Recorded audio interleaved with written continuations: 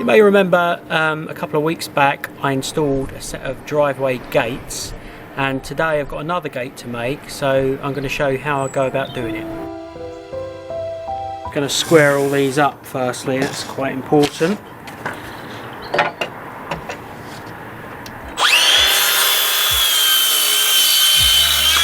$1800mm high, so we're going to cut these pieces of wood here at about 19, so it gives us a little horn there, something to cut off after with.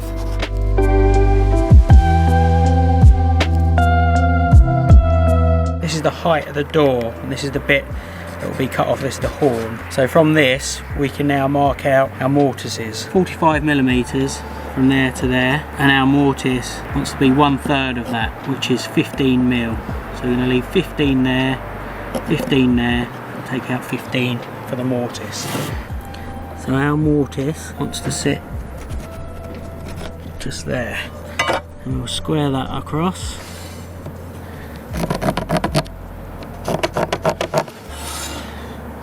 So that's where the wood will sit, and that's where your mortise will start.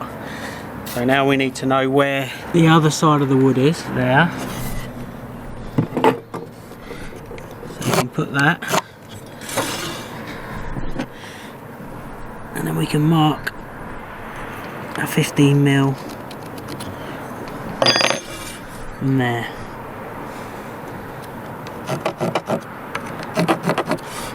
And this is the bit we're going to cut out. I'm going to use a router to cut that out.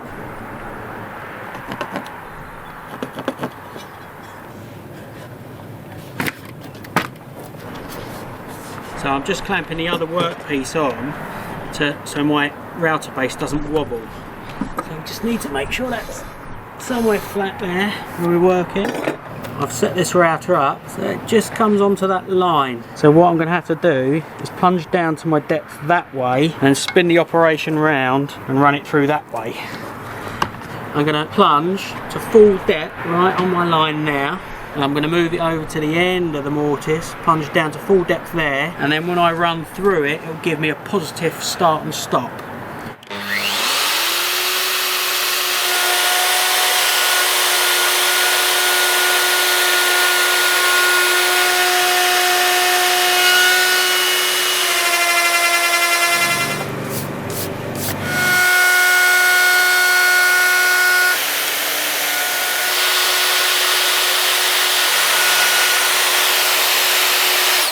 So we've routed out all the mortises to create our 15mm slot. This is like a mock-up of the tenon, and usually what I do is I just round off the corners, so we don't even need to square these off. So when that goes in, that should just plug straight in. This needs trimming down to size, but we'll make the mortises next.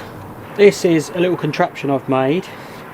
It's got an old router screwed to this hardboard with a fence, a couple of rails, with another fence here that's completely square to that, and then this slides backwards and forwards.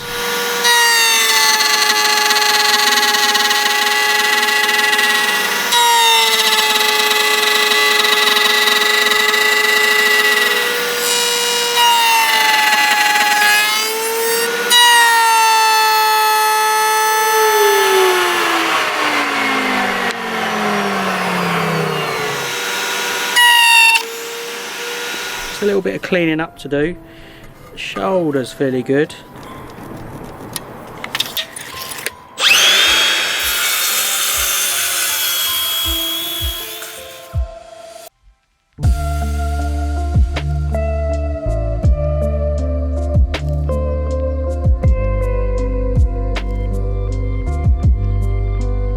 So look, I've just eased these tenons off, just run a chisel down there and just sanded it round. It's a moment of truth. Let's see if it fits. It's a good fit. Oh, that's beautiful. Let the shoulder down.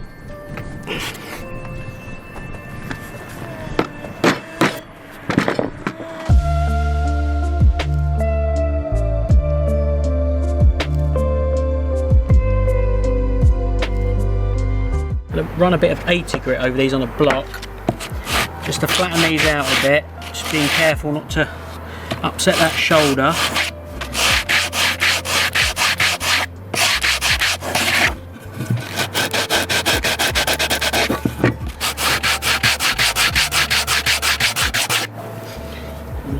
knock off the corners like that. Cut that little bit off.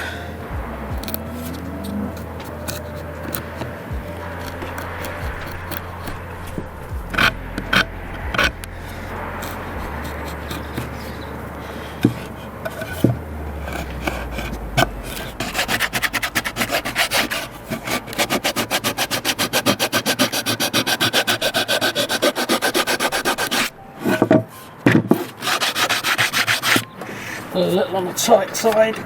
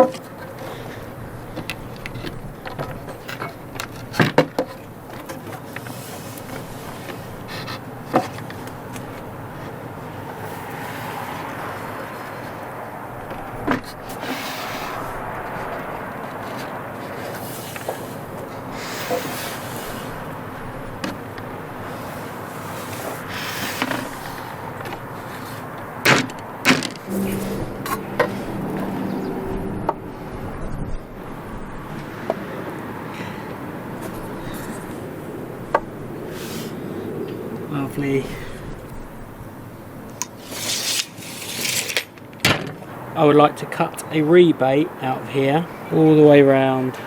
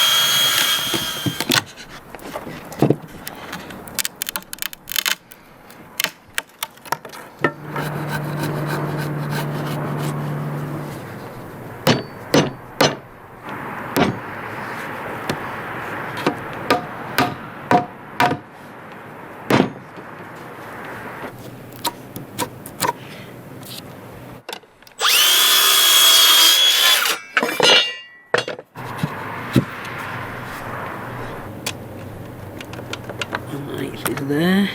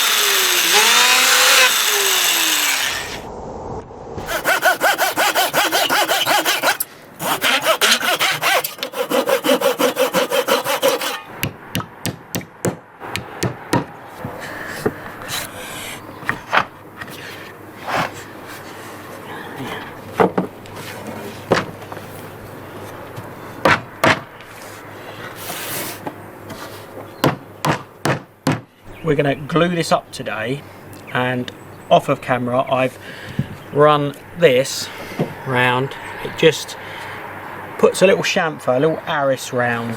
I've already done it, but this is a scrap piece of wood, and it's as simple as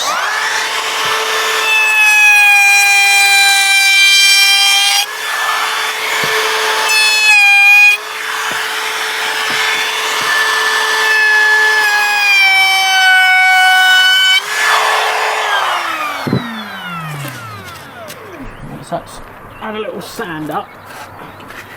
Just gives it a nice little detail. So I've done that all the way around, even on the joints of these where it comes together.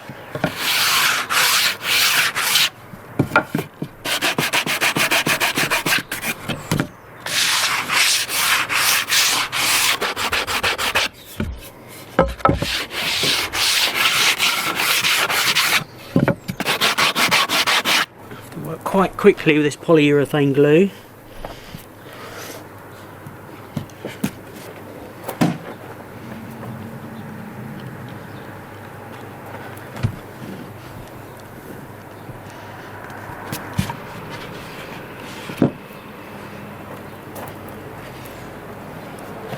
The main gluing surface is this one here, because it's long grain. It's a long grain. That's where all the strength of the joint will come. A bit around the shoulder.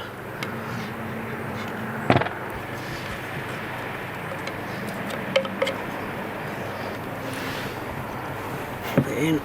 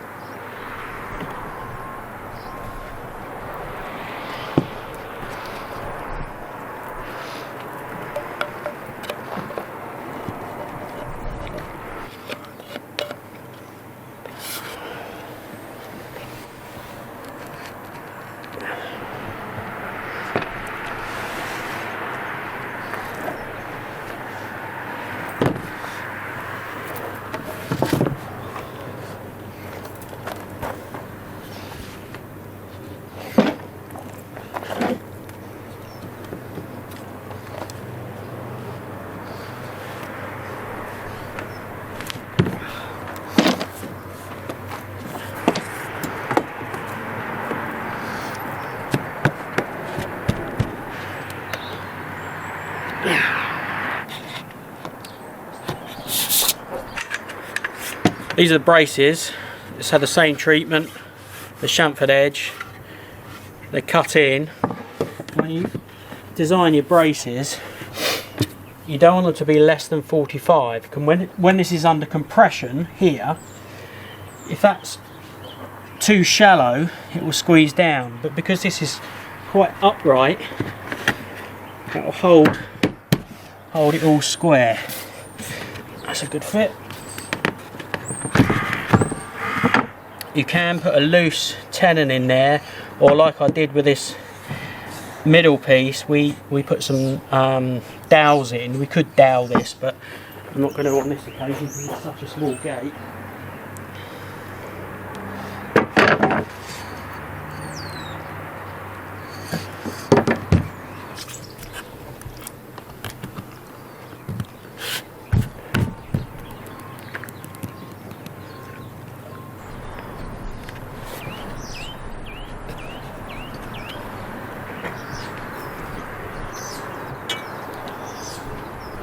It's time to organise our tongue and groove, so we just need to go through. Look, that's an unfortunate knockout, so that might come in if there's a trim on the edge, so we just have to go through. That looks like a reasonable one, and what I like to do is trim them all down, you know, 100mm or so over, just so we've got more manageable lengths. That's got a massive knot on the end of it, so we'll probably cut that out. When you're cutting finished wood like this, it's a good idea just to set the blade just so it, if you can see that, Abe, just so it nicks just below, And the more teeth on a cross cut, the less likely you'll have on the tear out. So we'll cut it upside down. And I'm just going to initially start by squaring each board off at the end.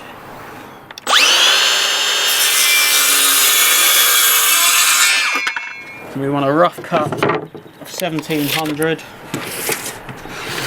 to make our manageable lengths. Little dash, boards upside down, square on.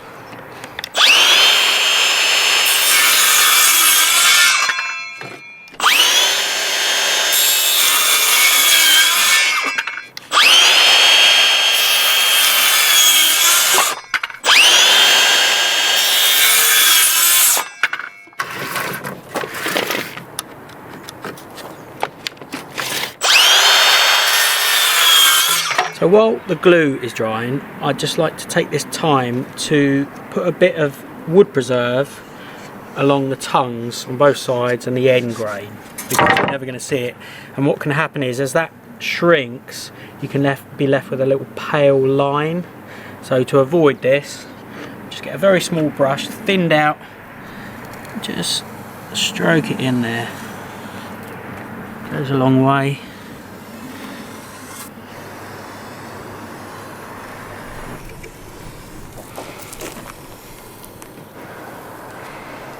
Glue's all dried, it's just a case of trimming it off now.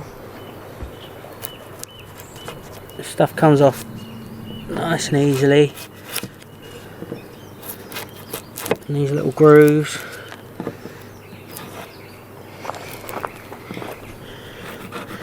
Just a case of trimming them all off.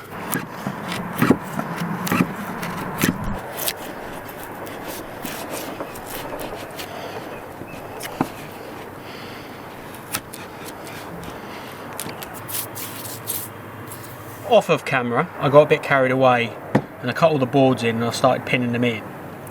So you just need to know where the rails are, so put a faint pencil mark in, and I've used 25mm galvanised nail in my little electric nailer, which is brilliant. And we've got a row here for the braces I haven't done yet, so we can do that in a minute. But I'm just going to cut these horns off, and I've set my track saw up just so we can cut these horns off.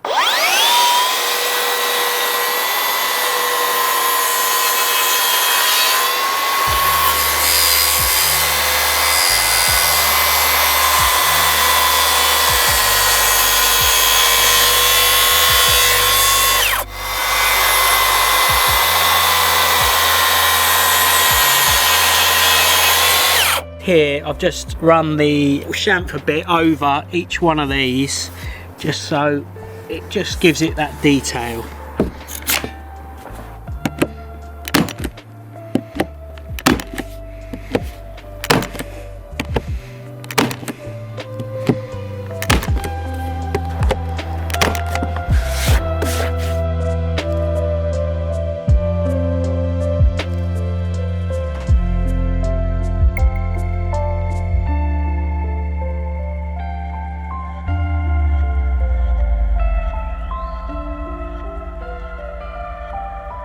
So it's all done. A little clean up with a bit of sandpaper around all these edges. We flip it around. And there we have it. That's how I make the gates.